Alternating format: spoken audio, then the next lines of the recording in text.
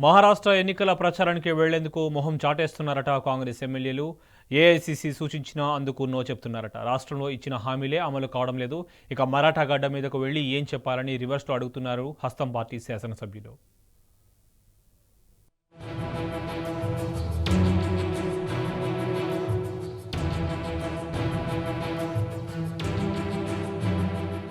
మహారాష్ట్ర ఎన్నికల ప్రచారానికి వెళ్లేందుకు తెలంగాణ కాంగ్రెస్ ఎమ్మెల్యేలు ఆసక్తి చూపించడం లేదని తెలుస్తోంది.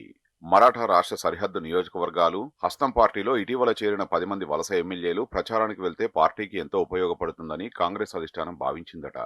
సెలెక్టెడ్ శాసనసభ్యులకు పార్టీ రాష్ట్ర వ్యవహారాల ఇన్ఛార్జి దీపాదాస్ మున్షి ఫోన్ చేసి క్యాంపెయిన్కి వెళ్లాలని సూచించారట. తెలంగాణలో కాంగ్రెస్ అధికారంలోకి వచ్చాక జరుగుతున్న ప్రగతిని ప్రచారం చేయాలని చెప్పినట్టు తెలుస్తోంది. అయితే అందుకు సదరు శాసనసభ సభ్యుల్లో కొందరు ఆమె మొహం మీదే నో చెప్పారట. రాష్ట్ర ప్రభుత్వం ఇక్కడే ఇచ్చిన హామీలే అమలు కావడం లేదు. మహారాష్ట్రకు వెళ్లి ఏం చెప్పాలని అంటున్నారట ఎమ్మెల్యేలు.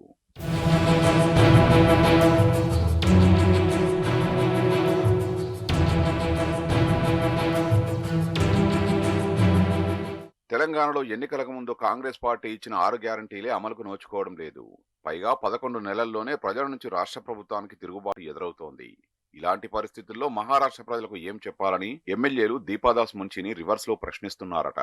అటు వలస ఎమ్మెల్యేలు కొందరైనా మరాఠాకు వెళ్లి ప్రచారం చేయాలని దీపాదాస్ కోరగా, ఇక్కడ మాకే దిక్కు లేదు, అక్కడికి వెళ్లి ఏమీ చెప్పేది లేదని ఆమె మొహం మీదే తేల్చి చెప్పారట. దీంతో కాంగ్రెస్ రాష్ట్ర వ్యవహారాల ఇన్ఛార్జి చేసేదేమీ లేక సైలెంట్ అయ్యారని ఆ పార్టీ శ్రేణుల టాక్.